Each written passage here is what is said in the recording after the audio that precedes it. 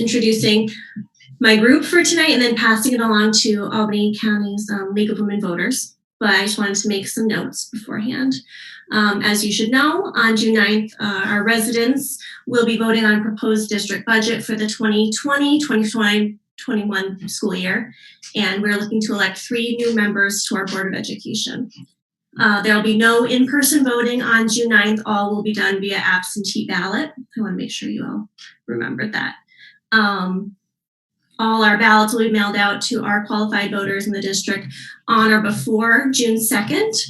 And you can check to make sure that your name is on our voter registration roll via our website. We have it listed there, or you can always contact us at voterinfo@bethlehemschools.org.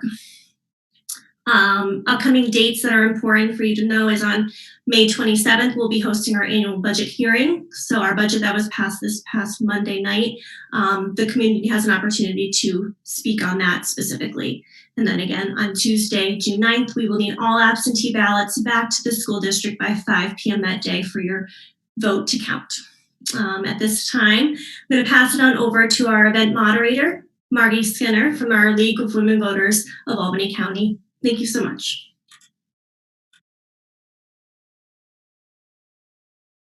Thanks, Brittany.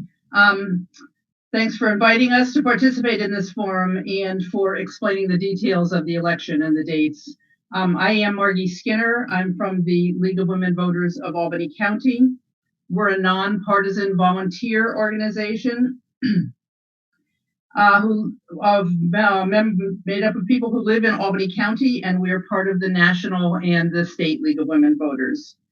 As our mission, we encourage informed and active participation in government. We work to increase understanding of major public policy issues, and we try to influence public policy issues by education and advocacy. And we also sponsor and hold candidate forums in conjunction with other nonpartisan organizations like the Bethlehem School District. So tonight, all 7 candidates for the 3 seats on the school board are here. Thank you all for coming or for turning on your equipment. And the candidates will appear on the ballot in alphabetical order. We will hear from them in the same order. With each question, I will begin with the next person alphabetically in line.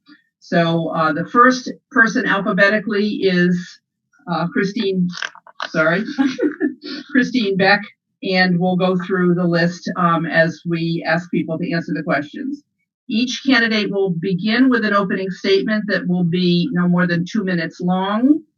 Our timekeeper is Patricia Sibilia, who is the president of the league, and she will hold up signs indicating when there is 1 minute left, 30 seconds left, and then the stop sign, at which point we can nicely, kindly push the mute button on the person's name, and that will stop them if they haven't come to the end of what they're saying. One benefit to being in a virtual candidates forum. So without further ado, I would like to ask Christine to start with her opening statement. Thanks. Good evening. First, I would like to thank my fellow candidates, community members, teachers, and administrators who have come out to support the first ever virtual Meet the Candidates night on such short notice. And a special thanks to the League of Women Voters for moderating the event. As Ms. Skinner said, my name is Christine Beck. My husband Peter and I have been district residents for the past 20 years, and we've been fortunate enough to raise our 3 children in this wonderful community. My son Kyle graduated from James Madison in 2019 and will be starting his career with the Department of Defense down in Virginia next month. My daughter Delaney will be starting her junior year at SUNY Oneonta, and Aiden, who is currently a senior at BCHS, will be starting his college career at Ithaca College this coming fall, hopefully if Cuomo approves them going back to school. As a current member of the Bethlehem Board of Education and as a candidate vying for my 3rd term, I'm still amazed at how much our community values education and how we as a district continue to be visionary leaders in the field of education. I am proud to have served here for the last 6 years. People walk up to me all the time and say that being on the school board must be a thankless job, but honestly, that's not how I feel at all. While at times certain issues may be difficult, this position has been the most rewarding and satisfying position I've held. There are no words to truly capture what serving on this board has meant to me. The educational landscape changed dramatically this past March without warning, and I remain committed to the continued success of education in our district, increased support for our students and teachers, maintaining strong fiscal responsibility, promoting and encouraging student advocacy, and preserving Bethlehem's mission of learning and achievement for all. There is no better time than right now to be present and to be involved in preserving public education. This coming summer presents the perfect opportunity to foster engaged citizenship with our youth and encourage participation within our community to help those that are less fortunate than ourselves. I have been and continue to be an active member in our community and school, and during my last term had the opportunity and privilege to serve as president of the Bethlehem Central School Board. I continue to immerse myself in volunteering to stay connected with our students and our community, and I'm confident with my experience, involvement, and dedication, I will continue to make a meaningful contribution to our school district if reelected. Thank you. Okay. Thank you, Christine. Now, Holly Dellenbaugh, your turn for your opening statement. Great, thank you. Correct my pronunciation if I pronounced it wrong. Sorry. No problem. And thank you also I will reiterate Christine's thanks to the League for organizing this event for us. My name is Holly Dellenbaugh, and I am running for re-election to the school board. I have represented our community on the board for the past 3 years, and I want to continue doing so for another term. I'm a writer, an editor, and an attorney with nearly 2 decades of experience in both the private and public sector. But most importantly, I'm a parent. I have 3 daughters, a 4th grader at Hammergrail, a 7th grader at the middle school, and a 10th grader at the high school. As a result, I have a vested interest in making sure that our schools are the best that they can be for all students at every building level. And I am uniquely situated to relate to the concerns at the different stages of education. For the past 3 years, I've been actively engaged on the board. I served as the board's vice president last year, and this year I am serving as board president. We have accomplished a lot in 3 years. The Strategic Planning Committee updated the district's mission statement and created a 5-year plan to guide district decision-making. Board policies have been updated to address changes in the law and equity and gender issues, to promote restorative justice initiatives, and to address student use of mobile devices. And we recently approved the move to change the high school start time to 8 a.m. in the fall. But our work is not done. And with the school closures this spring, we are tackling unforeseen hurdles, and the district likely faces difficult times ahead as we contend with fiscal challenges, school reopening plans, and continuing social distancing requirements. I want to continue to use my leadership, advocacy, and communication skills on behalf of our district as we navigate these issues. And I truly believe that my experience on the board will be an asset. Thank you. Myself. Okay, thanks, Holly. Next is Tricia Hertz. Hi, good evening. I'd like to extend my appreciation to the League of Women Voters as well for coordinating this tonight. And I also want to thank all of you that are participating, including those running for the board. I actually have never participated in a school board election, so I'm very, very pleased to be here tonight. And I'm hoping to share a little bit about myself. I have spent over 20 years working professionally in human resources and financial planning across several sectors in the workforce, from manufacturing into nonprofits.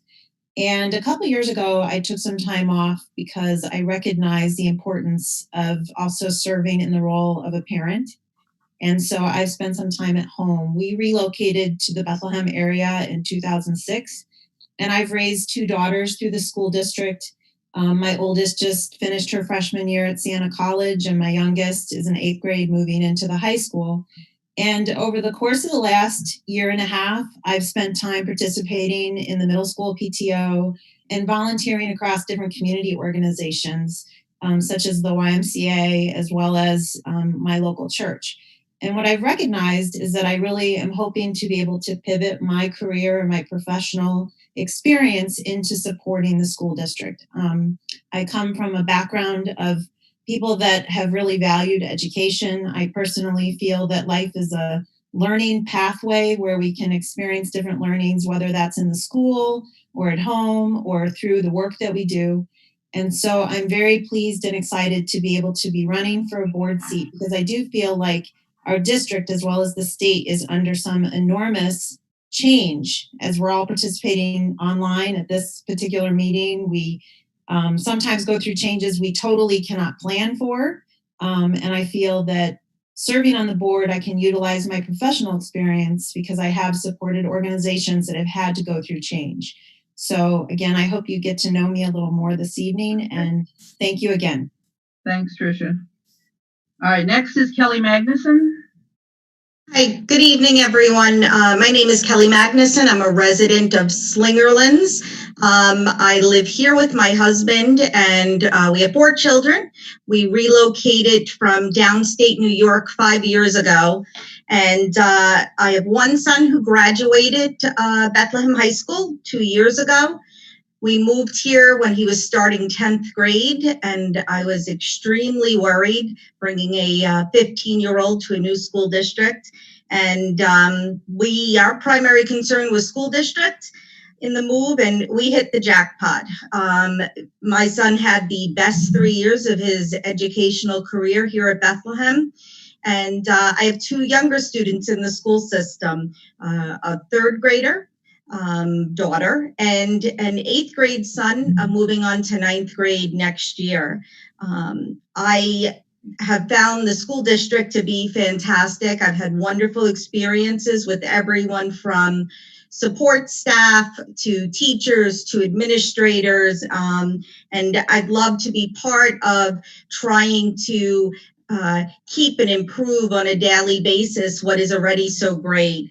I am a practicing attorney. I've been practicing for 22 years. I'm at a firm in Albany, Burke, Scalamaro, and Hurd.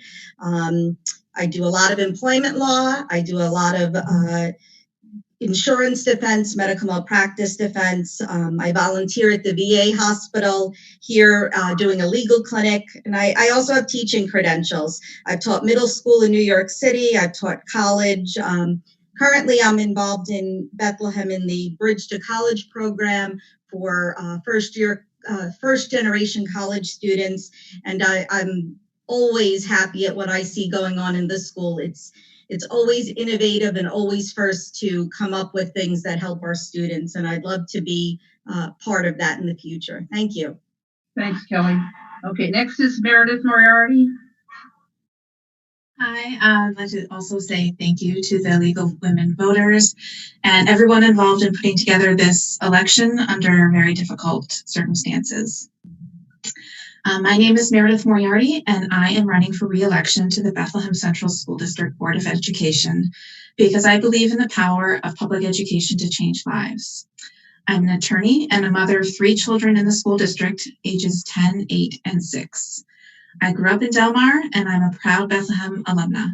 I am dedicated to this community and its students. I'm honored to be a member of the Board of Education for the past 3 years, and I'm currently serving as its vice president.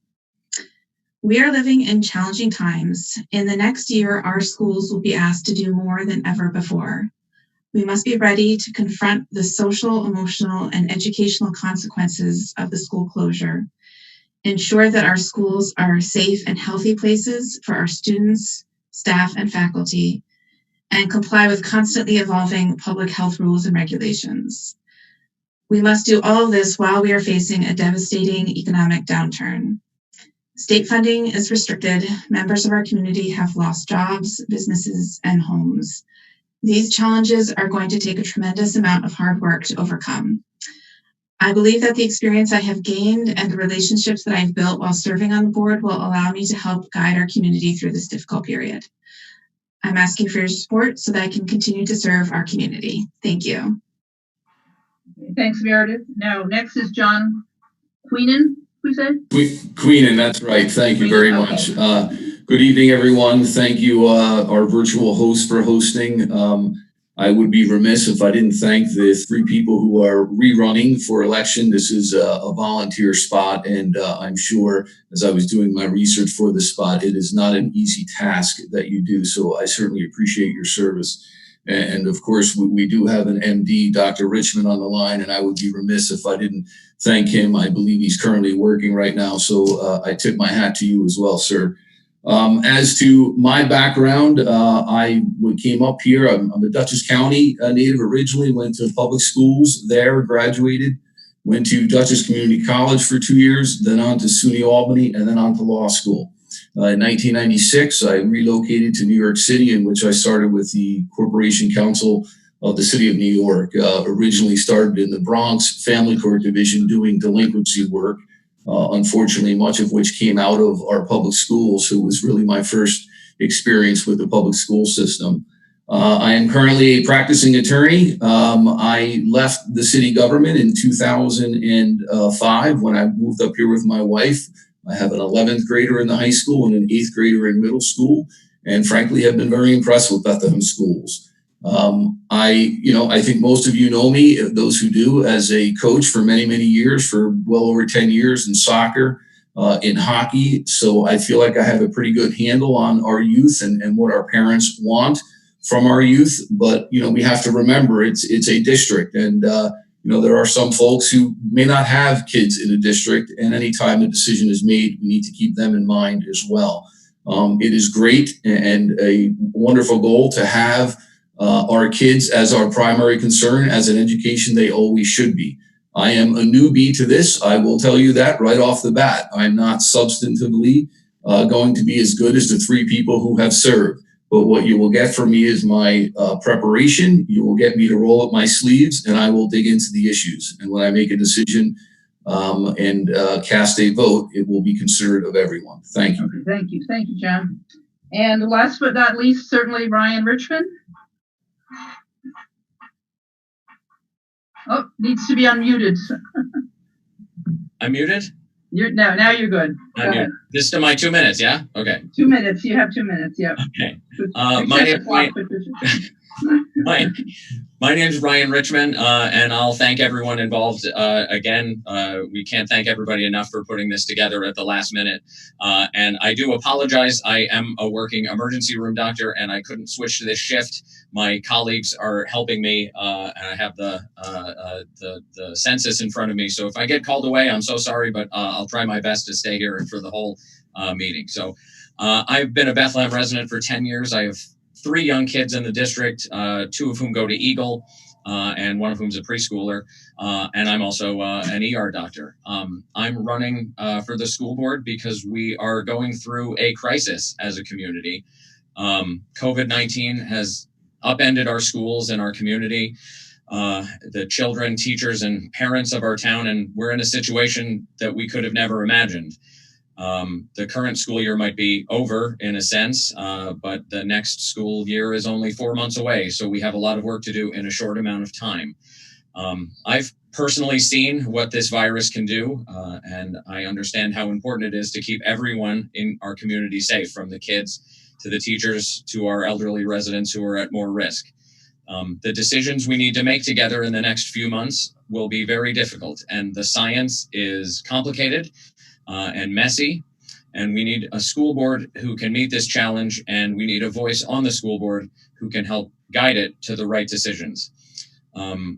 We have to keep our community and our children safe, and so I hope I can convince you that I deserve your vote to ensure that we can make informed decisions through our school board during and after this crisis. So I think I speak for everyone here when I say we're excited to answer all of your questions. Thank you for watching and listening, and stay safe and wash your hands, please. Okay, thanks, Ryan. Okay, so this is the first question that of the questions that came in, and it kind of follows up what you were saying, Ryan, not sort of by chance, but what do you see as the board's role in decisions relating to the reopening of school after this shutdown? So, Holly, you get to answer this one first. Sure. I think first we need to take guidance from the state and the federal government, as well as both our state and our local health department, with respect to what is doable, what we can do with reopening. as far as actually reopening the schools, if we are permitted to do so, we can look to what other countries have done. We can coordinate with the other schools in our BOCES region to make sure that we are on the same page. And we can be prepared. We can be ready to respond to learning gaps that may exist because of the school closure this spring, particularly at the elementary level. And we can make sure that our teachers are ready to ascertain where students are in the fall. We can also be prepared to address any increased mental health needs of our students and of our educators who also have been impacted by the crisis and the school closures this spring. And we may also, particularly with our younger students, need to help them relearn how to socialize with their peers. We also can be prepared to provide extra supports for our students with that require special education services and otherwise might need additional support with respect to reading and math and things that they may have missed out on this spring. Most importantly, though, we do need to do what we can within the parameters of the public health guidelines. And that's why we do need to wait for guidance from our federal, state, and local officials with respect to what is safe for us to do.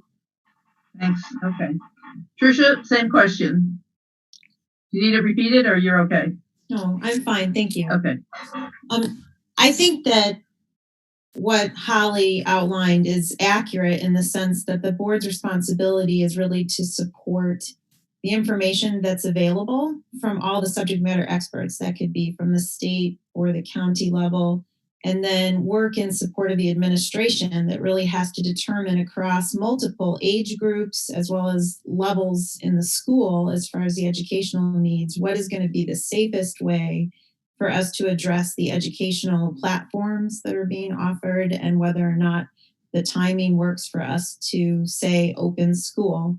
I know that I have not served on the school board, so as far as the decision-making responsibilities, I think what I have had a lot of experience doing is supporting boards as well as executive leadership teams as they're looking at different stakeholders and the risks or the benefits that are going to be achieved by the steps and the timing of making decisions. And that can be a fiscal decision, that can be a safety decision, that can be things about starting a new program. And so I would see the board's responsibility really serving as listening ears to help guide the conversation, because there is going to be a lot of opinions. We're going to have opinions from parents.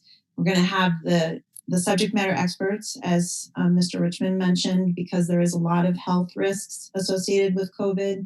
And we have to take those very seriously. And I know personally, not working in the medical field, I'm taking in as much information from all of the sources that I can, as I make decisions as a parent as well. So I feel the board's responsibility is really to think about all of the stakeholders in the community, from the students to the households to the teachers that are involved in this. And then really, like I said, support through conversation and whatever other actions we can take, how the administration chooses to move forward. Thanks, Tricia. Next, Kelly. Great. I believe that this is going to be a very dramatic issue, a very fluid issue. We see it changing before us every day. I think the current board members are probably involved in some very difficult conversations and considerations already, because they've been dealing with this for months already. And I believe the board will need to implement and analyze information as it's given to them. And there's got to be a role to understand what we can and what we can't do, whether it's continued online learning and, learn from what has worked and what has not worked. There's going to be a lot of looking back for next year at what went on the last few months in terms of if school's open, where our holes and our deficiencies may be, in terms of if school is not open, how can we move forward more successfully with input from teachers and staff, because as we've learned over the years, not everything is the same for every district. The capabilities aren't the same for every school. We were extremely lucky that our students had notebooks that they could take home, Chromebooks that they could take home. We're ahead of the game in a lot of ways. But certainly this is going to be the most fluid time for the school board and the school district. And I don't think anyone can voice opinions today. I think the role is going to be analyzing and gathering information and being able to handle very difficult conversations as decisions are made. Thank you. Thank you. Meredith? As for our opening plan, I think first and foremost, the school district should follow the guidelines of the governor and the health department. This is going to be a constantly changing situation. I also think it's appropriate to remember the board's role in this situation. We're not here to micromanage administration. The board passes policies and helps formulate the values that inform the administrator's actions. So I think it's important for us to let the administration know what our priorities are. If we're required to reduce the population of the density of the school, the board should notify the administrators about how we feel that should be done, and let the processes and procedures reflect those values. For myself, my priority is getting our students with special needs and elementary age children back into the classroom full time. Our students with special needs respond better to in-person services, and teachers and families are in agreement that our youngest students do not respond as well to remote learning as our older students. Additionally, it's impossible to ask parents to return to work if our young students are not in school full time. Professional development on the use of technology is going to be vital. Generally, I think we need to be cautious about the overuse of technology in the classroom, especially for younger children. But the reality of our current situation is that our teachers need to be comfortable, not just with the process of signing on to Google Meet or sharing their screen, but with the best practices for teaching in that situation. I don't know what those practices are, but educational professionals are right now creating those models, and we need to ensure that our teachers have access to that professional development. We also need to take stock of what supplies we may need to order. We'll need more cleaning supplies. We may need to increase our janitorial staff. We may need to purchase masks or other PPE, or change our nurses' offices. Okay. So those are all things that we need to think of. Okay, thanks, Meredith. John?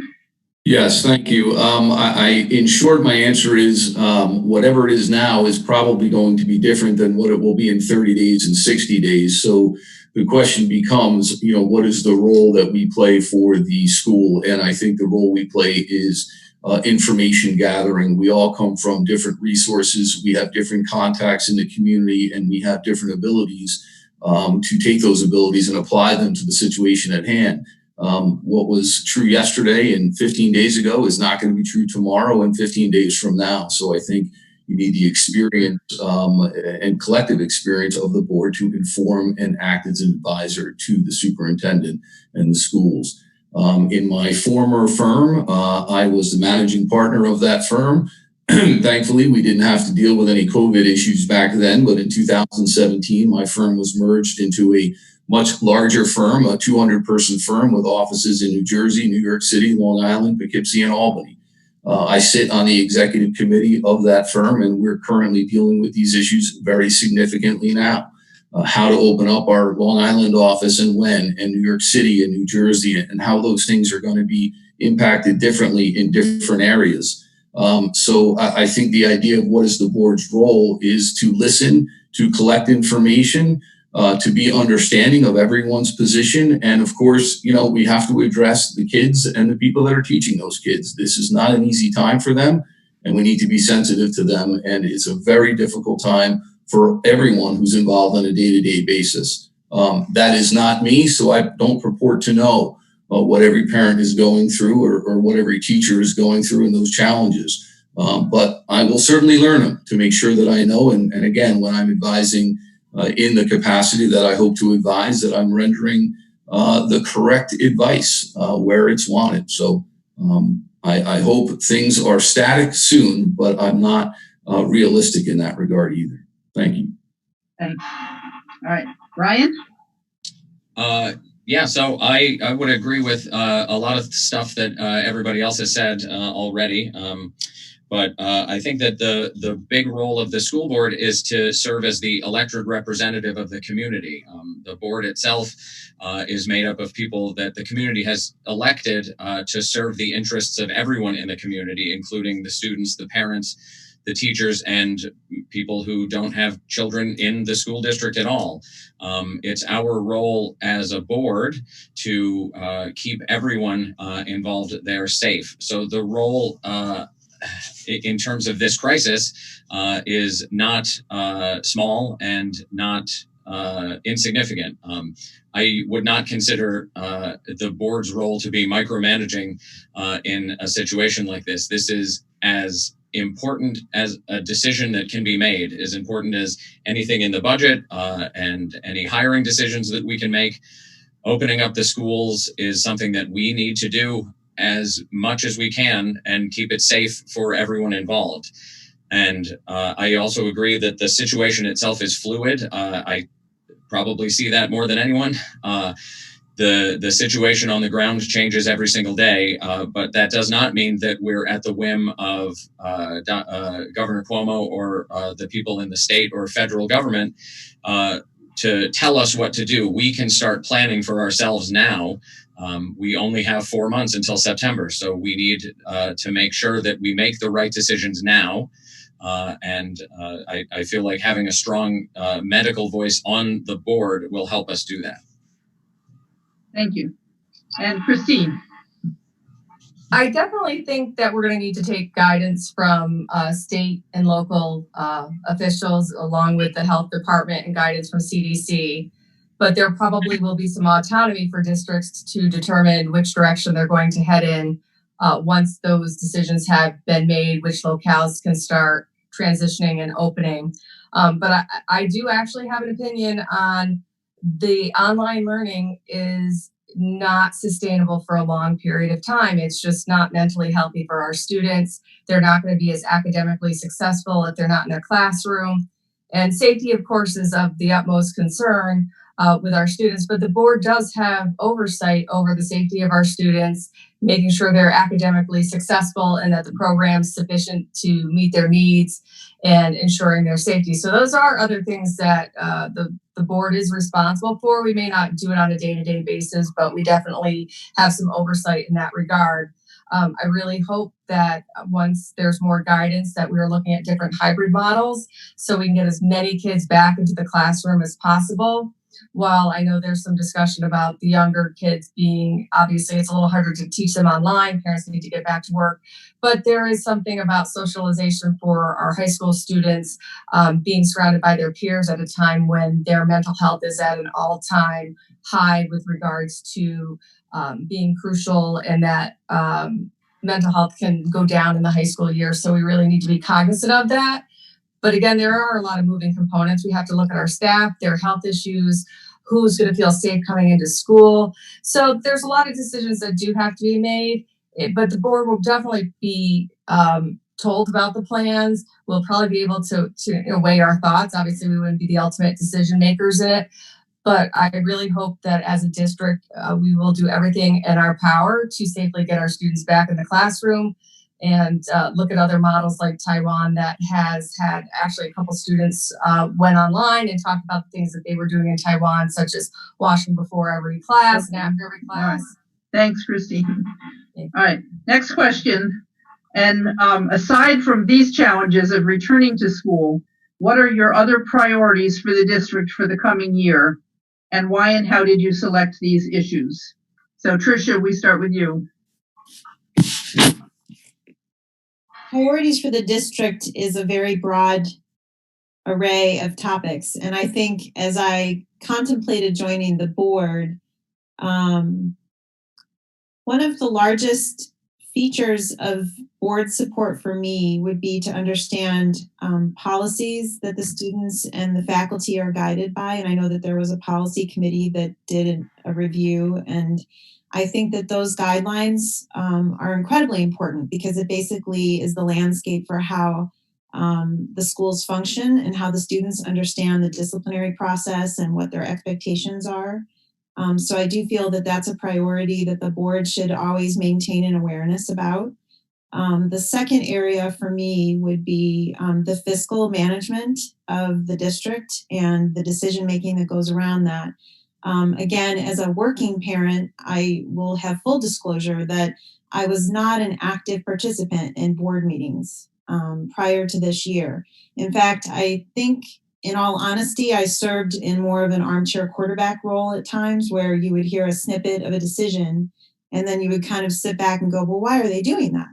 So that's really why over the course of the last couple of years, I thought, well, if I really want to apply my professional experience in a supportive way to try and make sure that learning is enhanced in our district and that the monies that our community invests in education are utilized in the most appropriate way, I should start by running for a board seat to see and learn more about the process. So again, the two areas that I would like to become more experienced in and more educated around would be the policy management, how lines are made in the schools, elementary through high school, as far as what the guidelines look like, and then fiscal management and the budget. Okay, thanks, Tricia. Kelly? I think if you would have asked the question a few months ago, we probably all would have had much clearer answers. I think the problem is that absolutely everything going forward is affected by the last 3 months and the pandemic that we're living through. Physically, I couldn't even imagine anyone can guess what's going to happen when we start re-entering school. There'll be funds cut for sure from different sources. Everything is going to have a new landscape. The same with, I know Tricia mentioned policies and guidelines, and I think even that, what we would have wanted back in February is going to be different now because you're facing so many new challenges. We've just taken one of the most difficult, I think, areas of concern in the school for our middle schoolers and high schoolers, which is being online and living a social world that everything is online. And we've just, with no choice, raised what they're doing exponentially. There's going to be a lot of effects of what has happened suffered when kids get back in school. I think we're going to have attention problems. I think we're going to have more social problems. And I think that what were priorities a few months ago can't be the top priorities anymore, because I think this is going to be a time when we have to deal with so many things that we don't know we're going to have to deal with. I mean, we don't know what we don't know right now. And I think that it's not so easy to answer that question today. And that's what's important, prioritizing as we get back to somewhat of a familiar system of education. Okay, thanks, Kelly. Meredith? Hi. I agree that this is a very difficult question because all of our resources and mental and fiscal right now are going to be spent dealing with the consequences of the last 2 months. We are going to be dealing with questions of health and safety, which have to absolutely take the top priority. And so this is, it's very difficult to know what the landscape is going to look like in September, much less later on in the year. Certainly one of my biggest priorities, however, beyond the actual safety of our children and community is mental health concerns. I'm extremely concerned about what this break has done for our children who are just learning socialization, who are going through difficult teenage years and a lot of changes. There's going to be a tremendous amount of social and emotional consequences, along with the educational consequences of leaving school for several months. So helping children reintegrate into our schools, creating a school environment for children that feels safe. Children have been told you have to stay far away from people. People will make you sick. And then we're going to be bringing them back into a place where there are other people. There's going to be so many emotional concerns about that. And also just recreating the school environment, especially for children who are moving from one school to another and have not had the amount of ability to learn about their new school, see their new school. Certainly incoming kindergartners who have never been to a school before, we need to learn how to create that school community for them. Thank you. Thanks, Meredith. John? The question is a great one. The first year priorities, I think, realistically are already determined for us, frankly, and I think they were mentioned by the prior answers. I think the priorities for every entity, corporation, public agency, government are all going to be the same, is how to get us through this crisis in the best way possible. And in the quickest way possible. I guess my concern is when you focus on a one-year plan, you can sort of get lost in the crisis and you forgot to think about what do you want to do in the 5-year plan and the 10-year plan. I looked at the video, I watched it. There was a February presentation and there's a 5-year plan, metrics of which I understand were in the first-year plan. So I think we have to be careful, obviously, to address the issues that we're confronted with. We all know what they are. Get the kids back to school, get the support needed for the teachers and the kids, and start thinking outside the box. It's not just operational issues, but we're going to have to do things a little bit differently. I can foresee, for instance, a think tank saying, how do we reach out to the people in the community that need the help?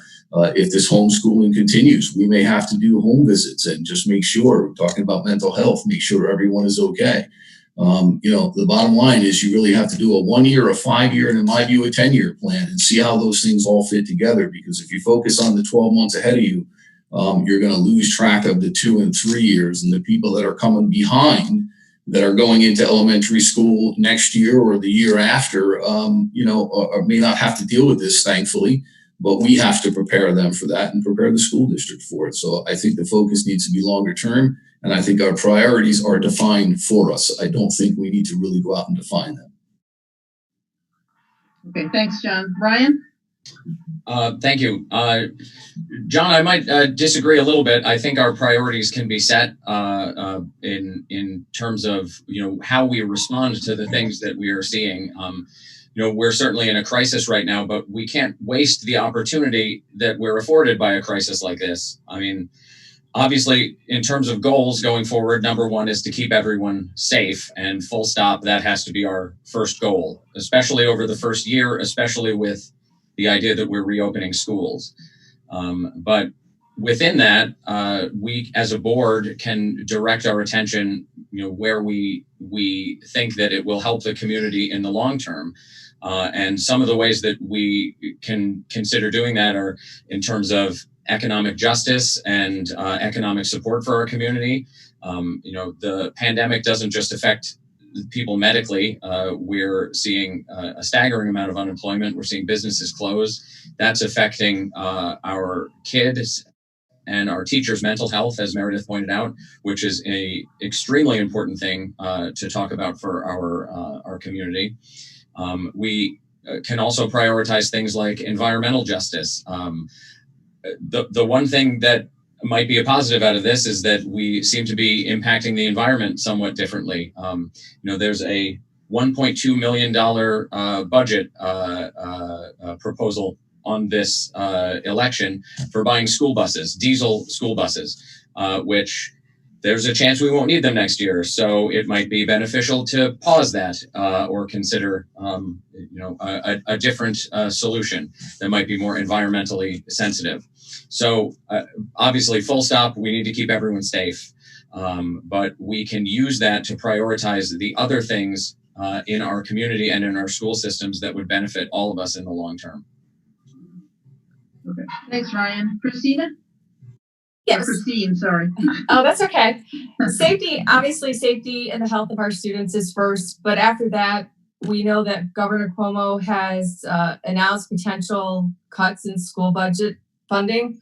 So that really is going to impact directly a lot of programming. So as a school board member, I think one of our biggest concerns coming into the new year is making sure that we're preserving our funding to ensure we don't have to lay off teachers, so we can help bolster back up the academics and have the supports in place for these students who have been out of school. Again, it's not sustainable to keep everybody out of school. We got to get them back in a way that's safe and healthy, that we can function.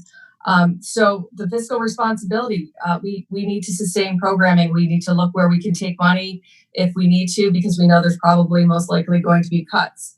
After that, I think we need to look at the student learning, the gaps that they've had over this time period, because they're going to be significant, not just special ed, but kids in elementary who haven't had parents who could work with them on reading. They're doing things on their own, even at the high school level. Online learning is not, adequate for a lot of laboratory classes, and therefore we need to look at that. Also, teachers, staffing, students, we need to make sure that their mental health is okay. People are going to have been isolated for long periods of time, and we may need to put funding into that area to make sure that we have the proper supports for staff, teachers, students.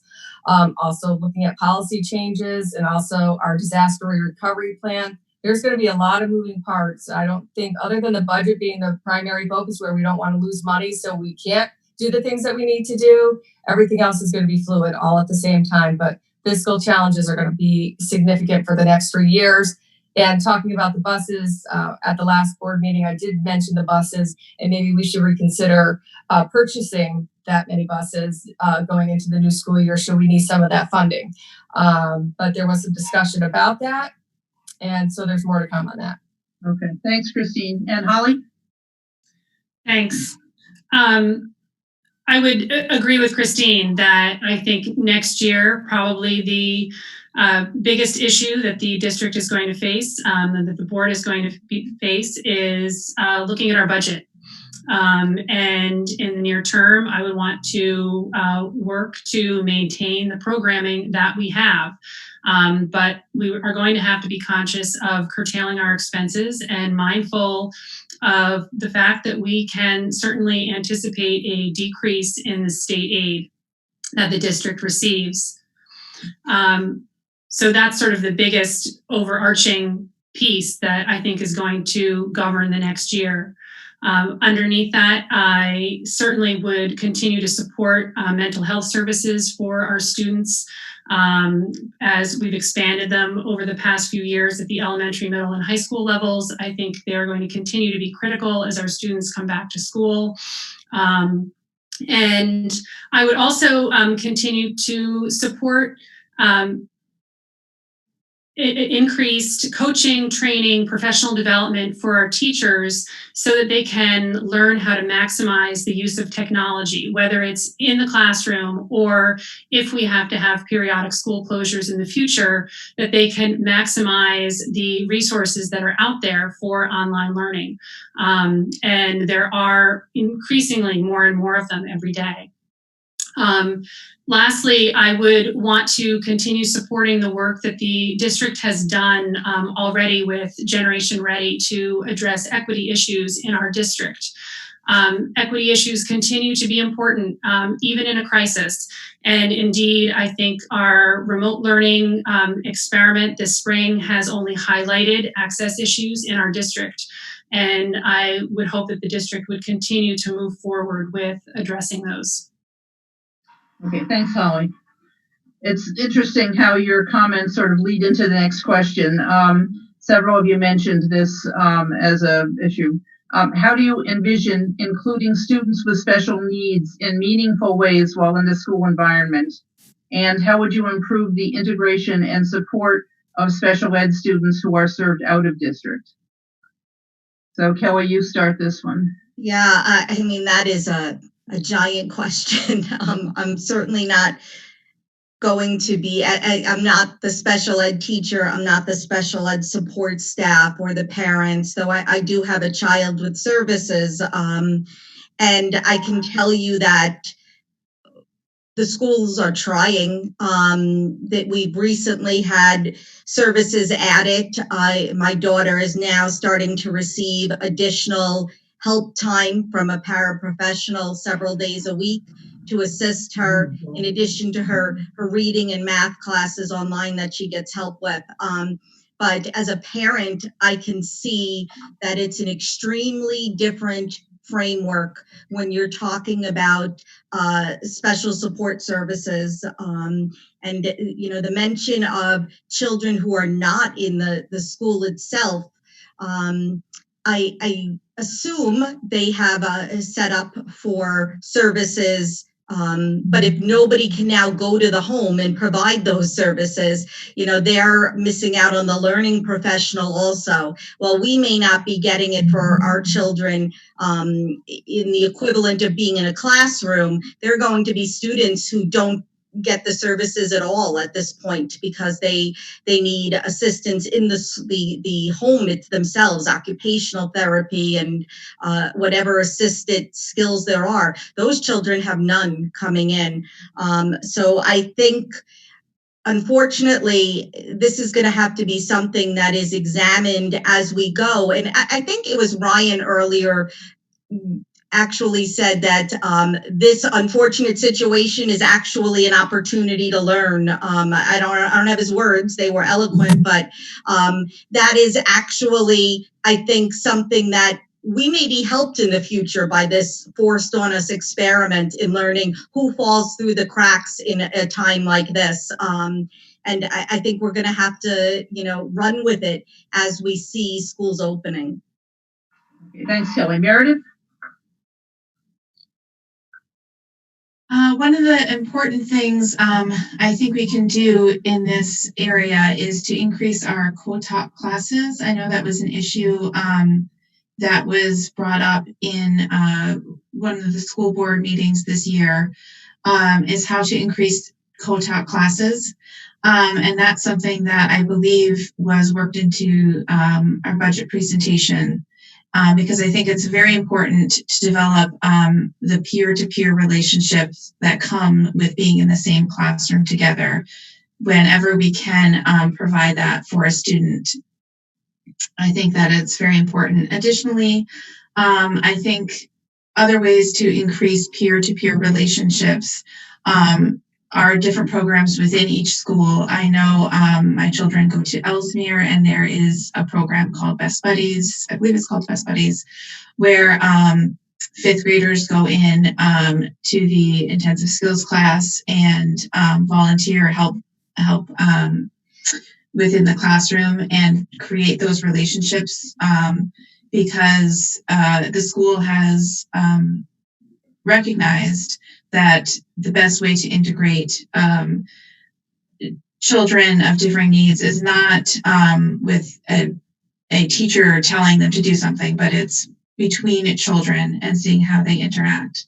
Also, regarding children who are currently placed outside of the school district, certainly making sure that our extracurricular activities are open to children who can participate in them. I know that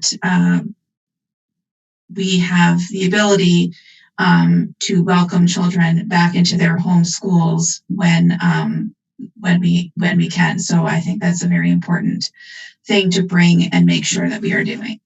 Thank you. Thanks, Meredith. John? Thanks. I have to unmute myself there. You know, accessibility, I think, is probably going to be key. And that, of course, depends on, you know, what happens. Do we go back to school? When are we back? And how do we deal with it? Without getting too personal, I've been involved with the Bethlehem's special needs and CSE office for many years, going back to our days in Eagle and all the way up now through middle school and high school. So I certainly appreciate the issues, and I appreciate the challenges that the school has been confronted with. There are many issues that are current right now with respect to how we are doing things remotely, how the teachers are able to do it remotely and providing services to special needs individuals. We're dealing with those issues again in our firm.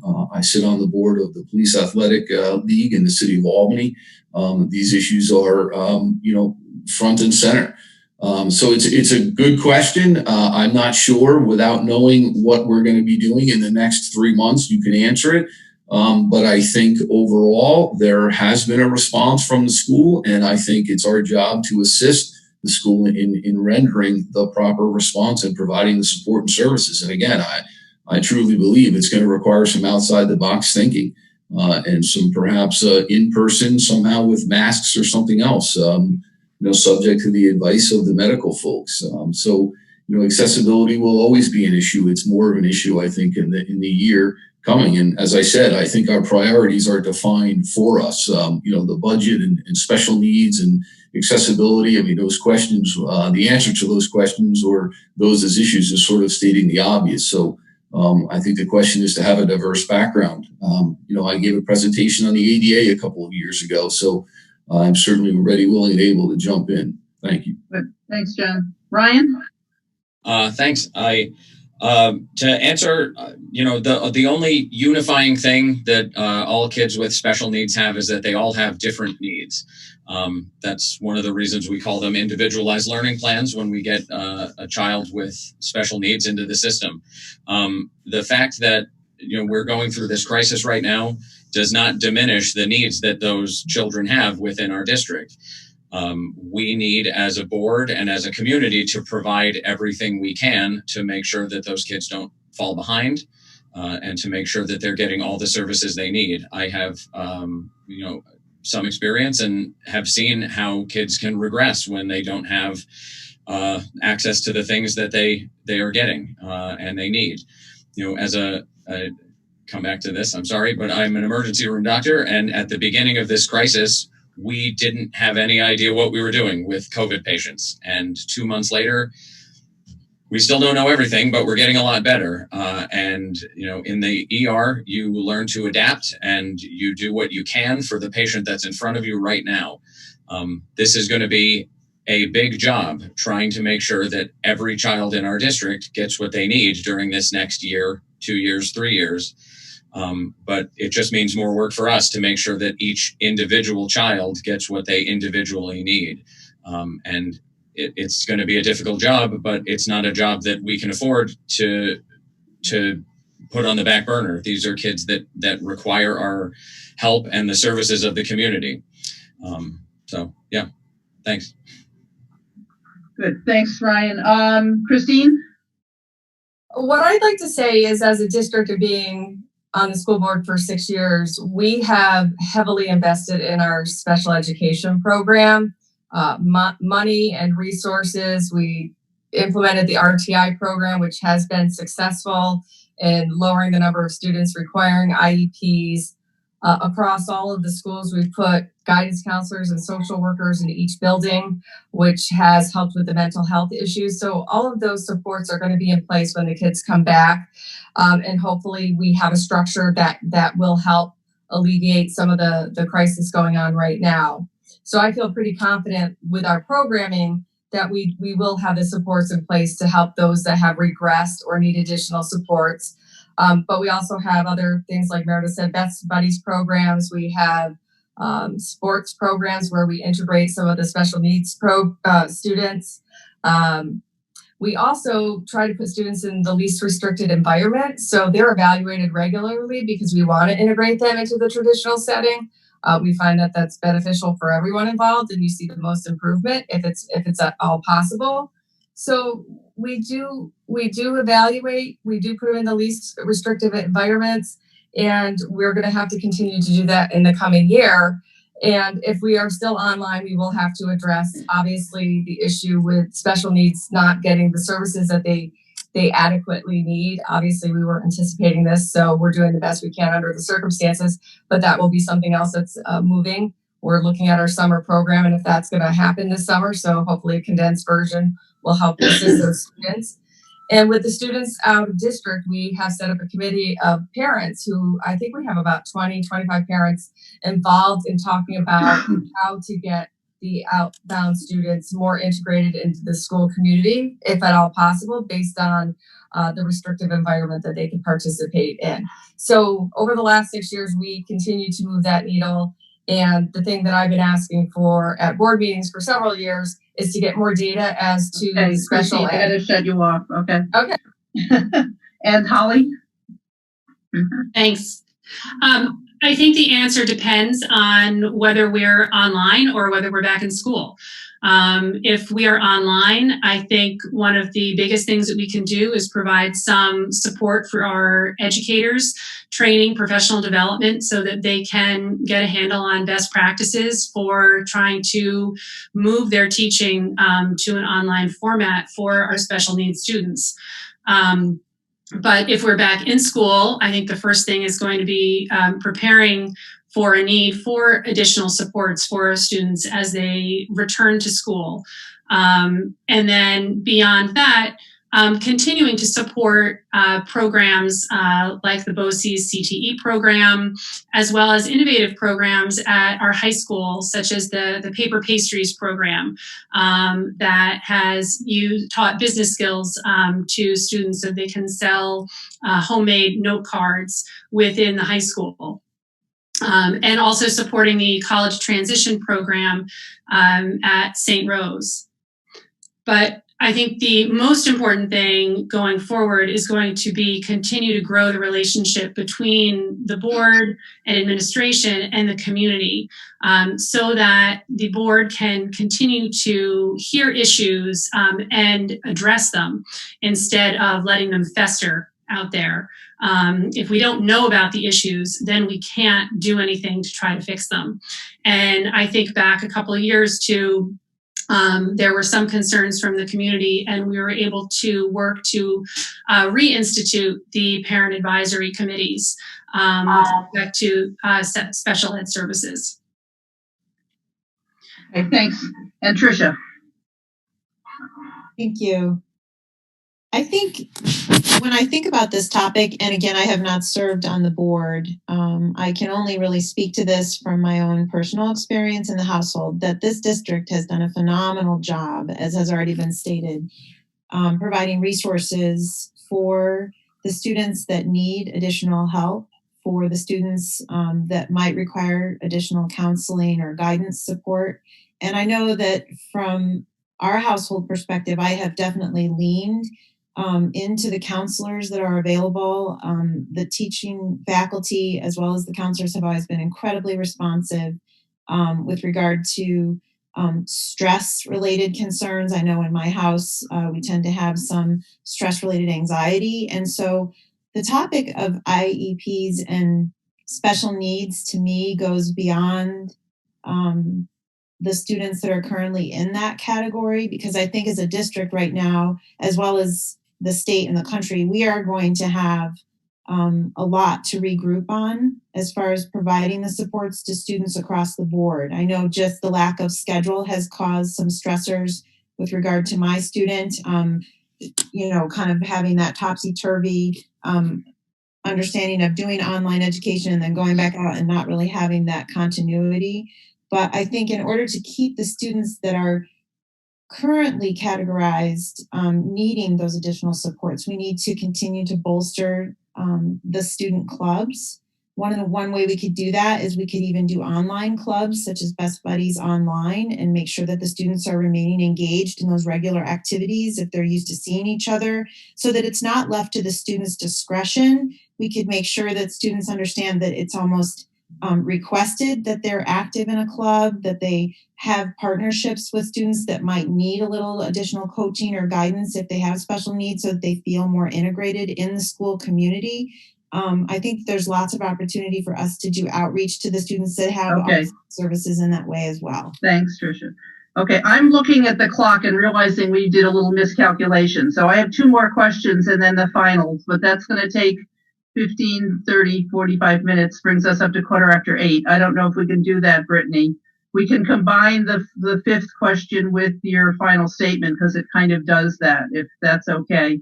And then we'll finish around 8 o'clock instead, okay? All right, so the 4th question is, and again, these are things that have come up, but this is more specific. Again, thanks to the pandemic, the district will be facing challenging budgets ahead. What programs would you prioritize as you work in planning for the budgets for the next year? And let's see. Sorry, Meredith, you start. Thank you. Before this economic crisis, we were in a strong position financially, and that allowed us some flexibility with this year's budget. But next year, we will not have that level of flexibility. We are going to have to make some difficult choices. Members of our community are hurting financially, and this is just our reality. Certainly, future capital projects are going to be postponed. I obviously support the continuation of athletics in accordance with whatever future guidelines of the health department. I believe they're important for our children and their socialization, but upgrades would have to wait. But my priorities will always be ensuring that our children feel supported, safe, and healthy in our schools. So those will be my priorities. Teachers are going to have to make up for some educational deficits, and students are going to be experiencing social and emotional difficulties adjusting back to the school. So we will need to be providing those supports to the teachers dealing with those issues. More children are going to be needing services such as OT or speech therapy because of regression issues, or simply because we didn't get to catch something we would have seen if they were in school. So all those things are my priorities, but we're going to have to ask our staff to be more creative with less resources. Thanks, Meredith. John? Thank you. I think the straight answer is, what I'm hoping to do is what I'm experiencing in the professional world is that, entities, organizations, government agencies are all trying to work together to resolve it. If there's pain to be felt, let's all feel the pain and share the pain and share in the solution to the pain. That's really what I think the priority is going to be. I took a look at the budget, and obviously when you're budgeting, you're taking one line item, and if you're not increasing the budget, you're shifting dollars around. I think we need to keep our student-centered programs. I agree, athletics. Obviously, but we need athletics, we need the kids in class, and again, depending on where the monies need to go, if we're in class or out of class, that's going to determine where the priorities have to be spent. So I think it's too early, frankly, to answer that question with any real reasonable answer and committed answer. But what I will do is be careful about looking at that. And again, I need to study that. That's not something I would be dishonest if I were giving an answer to someone now to suggest that I know all the details to answer that question. I think we have some nice programs. I think the goal will be to do more with the same or more with less. How we do that is going to have to be a very difficult process. And that's what it is. It's a process. What do we all bring to the table to bring to that process and get to the solution that we all want? With that, I would take my first look at what do we do now? And if we like what we do now, let's see if there is the first way to do it without doing anything. Now, that's not realistic. We're going to have to make some changes. And what those changes are going to be obviously the big question of the day. We have to prioritize, I think, and we'll have to wait and see. But I agree. I think we start with the process that we stay with what we have and see what we can do. Thank you. Okay, thanks, John. Brian? So obviously I agree that our priorities are going to be changing by the minute, by the day, by the hour. But we need to keep our focus on keeping our staff, our students, and our community safe. So obviously the health of our students has to take the top priority, and that's, medical health as well as mental health and their emotional well-being too. We also have to prioritize assisting in our community where we can. Our school lunch program and the ability for our elementary, middle, and high school kids to get the nutrition that they need is incredibly important at a time like this, because there are countless people in our community who are losing most, if not all, of their income. That goes back to the mental health of the kids as well, to make sure that we're keeping them emotionally engaged in their learning and in their environment. So we have to support our students, in their education as well as their physical and emotional health. We also have to support our teachers and our staff in doing what they need to do. Our priorities from a budget standpoint are going to be different if we have students back in the classroom, because we're going to need to give our custodial staff a much bigger job. If we're not in the classroom, our teachers are going to have to do much more work online, and their emotional health is going to be tested just as much as our students. We also need to support our parents as well, who are going through a certainly terrible time right now as well. The budget priorities are set on a very long term, and we have to be nimble as a board and as a community to make sure that we can redirect the funds where they need to go during a time of crisis like this. We also can't lose focus on the things that we care about as a community, both now and in the long term. Thanks, Ryan. Christine? Having been involved with school budgets for quite some time now, I think what people don't realize too is that with no attrition in staffing, year over year, we would have a $3 million increase in our budget due to salaries and fringe benefits. So right there, we already know going into next year with budget cuts, we're going to have to be lean and we may have to cut. And being involved with that process previously, obviously, you're going to have to support the student center programs. You want to retain staff, and you have to maintain services in a time where services are going to probably go up. So there's a lot of parts in that. So where do you cut? The way we've done it in the past might be different than the way we do it in the future, but you want to take a little bit from each place so you don't feel such a significant hit where you're taking everything away from the students or the teachers or special needs. And so you have to look at it very closely to determine where you can make those little cuts to make up the gap. So hopefully that will be the same system we use so that we can maintain what we consider to be an excellent program in our district. Holly? I think the good news is that our district is financially healthy. And the district has curtailed expenses this spring, and that there is a plan to use some of the surplus from the school closure this spring and as fund balance to offset the anticipated loss in state aid next year. But we do have to expect that there might be even more reductions going forward. And I would agree that it's not about picking one program over another.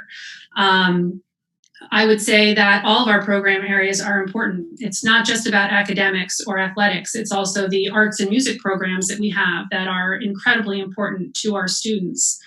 And so I would agree that it's about reviewing all of the program areas closely to make decisions. And it could mean not filling retirements or positions that are lost because of attrition. It could mean, if it's safe to do so, not replacing equipment right away. Or it could mean larger class sizes. At this point, we just don't know. What I know is that our district has weathered downturns in the past. Indeed, I can recall sitting in on some President's Council meetings when I was PTA president during our last recession and having a lot of the same kinds of conversations and looking very carefully at all of our program areas and having these discussions. But we got through that, and I know that we will get through this too. Thank you. Thanks, Holly. And Tricia? Most people have outlined is that the district, and I would totally agree with this, the district has done a phenomenal job with its fiscal planning. And I get the sense as a parent, just listening to some of the meetings, that they're very thoughtful in how they look at the budget lines. They're very thoughtful with how the revenue comes in, not getting into the process because I've never supported the board. It's difficult for me to say how we'll set priority, but one of the elements that I always have looked at over the years of my professional experience is what do we have as far as controllable expenses and what do we have that's not controllable. So in other words, those fixed expenses versus variable. And I think that that would be the first priority the district has to examine is, as we've already heard from several of the candidates, we have exceptional faculty. And I know that they also have contracts that are involved in this. So some of this will be uncontrollable costs that we have to then cover within our budget. So the next phase that I would say needs to be a priority, given that we have so much uncertainty coming from the state and the federal side, because we're all in this together, is that we're going to have to relook at maybe some learnings on what did we not spend that was anticipated. And what do we not have to reinvest in based on what this process taught us? So in these moments, it's often very, very important to step back and not necessarily go in and say automatically we're going to do it exactly the same way we've always done it once things restart, but to step back and say, where can we reallocate money effectively? Where did we have the savings? And what programs do we think worked under this situation that maybe we want to continue even? So it's a fantastic opportunity, although scary at the same time. I'm a complete honest speaker around that, to really say what are some best practices that we can learn? What did all of our schools do? Because I know that at the elementary level through the middle school and the high school, they probably put different things in place based on the student body. And then also Okay. from the students. Thanks, Tricia. All right. And finally, Kelly, on this one? I believe that it's like everything else we've talked about tonight, and we are going to have to prioritize with the student first. And the student first is their learning experience, and that goes to the teaching staff, the continuity of what they've had before all this occurred, social activities, physical education, sports clubs. Those things are what our students are going to need the most. I have a 14-year-old that I never believed I would hear say, I want to go to school. And he says it every single day. And it's not because he's not capable of learning online, it's because he's missing every other part of his education. And we can't cut any of those things. We can't cut staffing, we can't cut courses or classes or the things that they come to really support education, the socialization, the additional activities, the things that help them function, the things that help them, feel a sense of belonging and part of a community. So I think it was John earlier said capital expenditures. I personally don't know what that may be at this point, but obviously that's the first place you always look.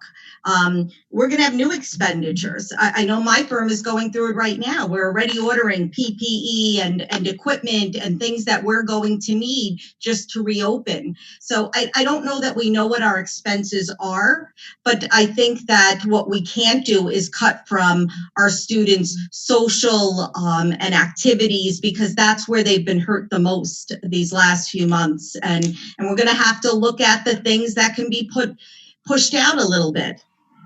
Okay, thanks, Kelly. So now this may be a a way to direct your final statement, or you just do your own final statement if you already had it written out. But this was the last question, and it'll be the last question and the closing statement. So assuming you're elected to the board, what would be your most important contribution during the next 3 years? So if that's not what you were going to say what you were going to say. But if that's what you were going to say, then it leads right into it. And let's see, John, you get to begin with this one. I guess it was partially what I was going to say or address anyway. I'll take the question as, what are my contributions going to be in the next year, and where is my background fitting into that? As I said when we started, I'm not the person who has been on the board for a while, and I said I appreciated the people who volunteer their time. This is a volunteer job. I think you have to be committed to do it. And I certainly am that, and as well as the other people on the panel are, the other candidates. I think I offer a fresh perspective. I think I really have my finger on the pulse of our youth. When I walk through the middle schools and the high school, I tend to know many of the kids. I tend to know many of the parents. I've had the pleasure of dealing with our kids in this community, and it has been a great pleasure, one of the great joys of my life. And as I find my time dwindling down from my recreational activities and coaching and all of that, I'm amping up in other areas. I sit on the PAL board, so I'm looking for something that is other than work to fill my time. And certainly this is work, but this is something that I would get to do and offer my services. I think I have a pretty diverse background, having lived in New York. I think I have great resources, just intellectual resources and other resources of people in the state, in government, in entities. And I'm going through the same processes now that my firm will go through in the next 3 years. I do the budget. We review the budget. We talk about the budget. There are 6 people on my executive committee. I sit on the board. I sat on the executive committee of the Powell board, of Albany Law School's board. My contributions are my experiences, and, I consider myself a pretty reasonable guy, and building consensus is important. But you know what? Sometimes, you have to not be afraid to say something when something isn't right. And that's me. So I appreciate everyone's time, and thank you very much to the hosts. Good luck to everyone. All right, Ryan. Thank you. Thank you for everybody being here. And if this is my last chance to speak, I'll just want to thank the board and the League of Women Voters and everybody else. This is a difficult time and a difficult thing to set up, especially on such short notice. So I'm so thankful. I'm also sorry about those last couple interruptions, so I apologize for that. What I was going to say kind of dovetails nicely into that question of the most important contribution. This is a crisis, and it's the crisis of our lives right now. I have sat my kids down and told them to try to remember this moment, because we're going to remember this for the rest of our lives. This is an epoch in the world that we're going through. I think I can contribute more than anything, my experience and my knowledge to keep our community and our schools safe, to keep our kids safe, to keep our teachers safe, and to guide the school board and our community to make the right, appropriate medical decisions in a situation like this, to keep us on track and to keep us moving forward in a way that keeps everyone healthy, both physically and mentally, that keeps our community strong economically and socially, and keeps us looking to the future to increase our awareness of our environment and increase the economic justice in our community, and at the end of the day, bring us all back to as close to normal as we possibly can. My experience as an emergency room doctor it goes directly into this, because the thing that we're going to have to do most over the course of the next year is plan and adapt. We'll have to plan for the future and adapt to what comes for us, and we will do that together. And I think that I can help, and hopefully you feel the same way. So thank you. Thanks, Ryan. Christine? on this, so I just want to make sure. Do I have to get it in under 2 minutes, or do I have a little flexibility? Well, I'll give you a few seconds. I don't know. Okay. All right. So I'm going to start out with my closing that I wrote, but I'll ad lib some of it too. I just wanted to say it has been a privilege and an honor to serve on the Bethlehem School Board for the last 6 years. And I've been a part of a couple different diverse groups who have come together, and we've worked well and collaborated. And we have different mindsets, but it makes for a great school board. And the most important thing is that we're championing the education of our students. And we're in a district that has visionary leadership. We've made a lot of changes, and it's just been a joy to watch over these last 6 years. I believe that being the most tenured school board member, I bring a plethora of knowledge and expertise with me in a time of crisis. I think consistency is important. There is something to be said for that. And I also have a lot of experience and knowledge with my career. I'm an internal auditor. I've been a litigation manager, and that does help me make significant contributions to the Board of Education. I can help talk about negotiations. I'm a good communicator. I have management skills that I bring to discussions. Also, I've had 3 children, my last one graduating this year, and that has given me the opportunity to volunteer pretty much every aspect of elementary, middle school, and high school extensively. I've coached a junior tennis team for 7 years. I've been a parent leader in our lab school program. I've co-produced with another mother theater productions at Bethlehem. And I continued my career with being president of the school board. And I'm hoping that I can continue to do that. I think I'm a very engaged citizen. I want to make a difference in our community and our schools. I'm definitely not a person who's afraid to ask hard questions. And I'm always going to advocate first for our students, teachers, parents, and community members. I promote transparency and open communication to all of our stakeholders. And I think we're a great district. We're a forward-thinking district. I think we're going to get through this crisis unscathed, hopefully.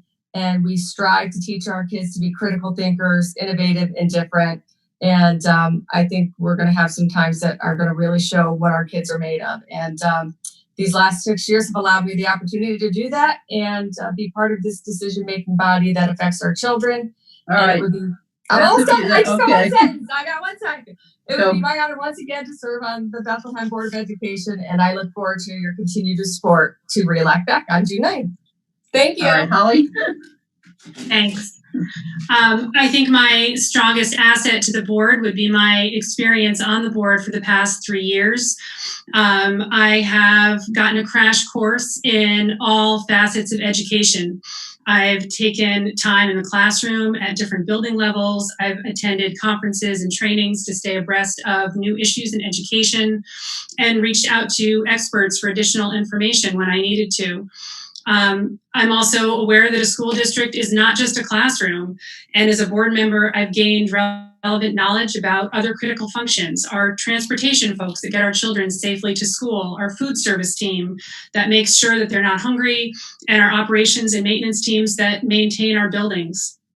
I have worked on the board to be a consensus builder and to give everyone a chance to be heard. And I think the relationships that I've built with other board members and the administration would also be an asset. My professional experience in mediation and negotiation brings additional strength to the board, especially in these times when we're going to be balancing budget priorities. I care deeply about our school district, and I believe strongly in giving back. And the schools are the place where I have given my time because I care so deeply about our school district, whether it's been as president of the PTA, serving on the Lab School Board of Examiners, or participating in the Bridge to College mentoring program. And continuing my service on the board just feels like a natural extension of that duty that I feel to continue to work to improve our schools. This spring's school closures have shown all of us just how much we depend on our schools, not just for learning, but for community. And I want to be part of helping our district come back from this stronger than ever in the fall. I want our schools to be able to give every student the chance to reach their fullest potential. And I want to give our teachers and students and staff the support they need, not just to succeed, but to excel. I would be honored to continue to represent you. Thanks, Holly. Tricia? Thank you very much for coordinating this evening's conversation remotely and for giving me the opportunity to express some of my thoughts and my objectives for running for school board. I think as I reflect on the question, I carry experience over the last 23 years as serving in roles that at times didn't have certainty. And I think I had skills that I grew over the years as a troubleshooter, as someone that asks questions to make sure that we have the best outcome possible. And those are some of the attributes that I would bring to serving on the school board under these very uncertain times. I do not have subject matter expert, as I have not served on the board, so I would have some learning to do. And I'm very honest and upfront about that. To understand all of the features of the budget, I feel is extremely important. And I've reiterated that when I've commented about my fiscal focus. I personally have gone through budget changes in my own life, and I know that they can be very frightening. And I think that it's a priority for the board to look at how to best utilize all of the skills in the district, because we are a phenomenal district. So my years of serving in human resources and management roles have taught me how to look at resource planning and budgeting and trying to do what you can with the money that you have available. And what I never want to do is serve on a board that forgets the most important stakeholders, which for the school district would be the students. So, and we have a range of needs that are going to have to be assessed. And I think that through my manufacturing experience, through downturn cycles where we've had to make very difficult decisions about cutting programs, cutting resources, from how we've mitigated risks in healthcare. I have experience working in the healthcare arena where we've had the stressors that industry brings. We're going to have to really come together collectively as a board to support the administration. Again, a lot of my professional experience has been to serve the leadership in making those decisions. So those are the attributes I would bring to the board. And again, I respectfully want to thank everyone that's been involved in tonight's discussion. Thank you. Thanks, Tricia. Kelly? Thank you. Thank you, Patricia. Thank you, Margie, and to the League of Women Voters. And definitely we can't forget Brittany, because she's muted and she's in a still photo right now, but she's the one who's been working, the last 10 days to try to organize everybody and pull this together. And I have to say, it's like a microcosm of what I feel about this community, is that it's unbelievable how people pull together and get things done. I see it every day with our teachers and our support staff. And, it's a wonderful community. And I think we're going to draw upon that when we return. And I think it's going to be something that's the strongest part of the success of the future here. It's our community, our parents. It's unlike any that I've experienced. And I've had kids in school for 22 years now, and only 5 up here in Bethlehem. So I think that the skills that it takes in the community, the skills that it takes in our jobs as parents, are the skills that we all bring to the table. And I don't think that, necessarily we're coming in as someone without it, as Tricia said, without the subject matter. We have the subject matter. Our subject matter is our lives every single day.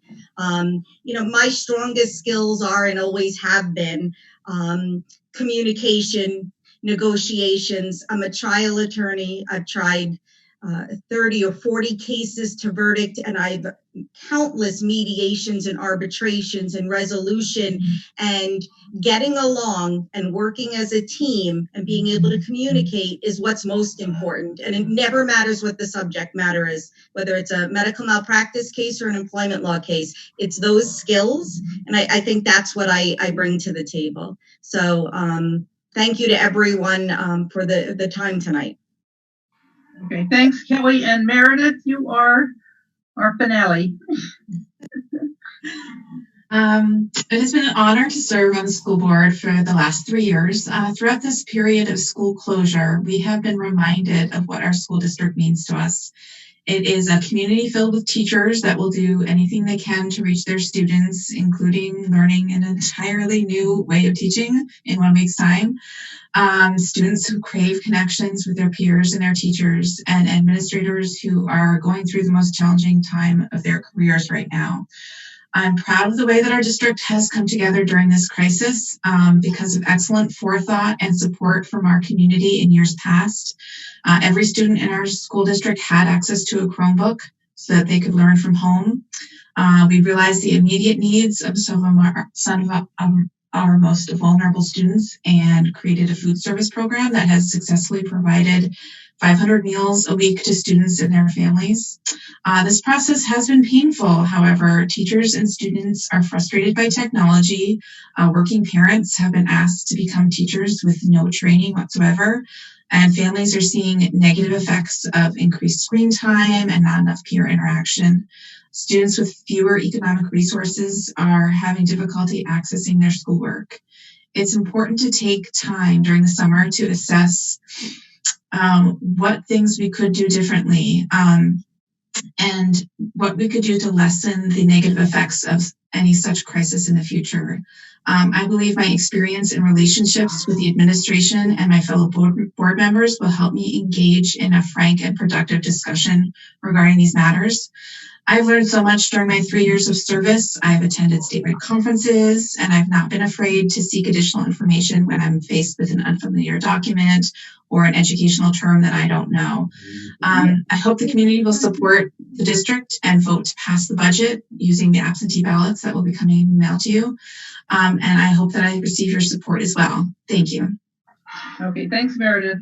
And I just want to thank every one of you for stepping forward and offering to serve on this board.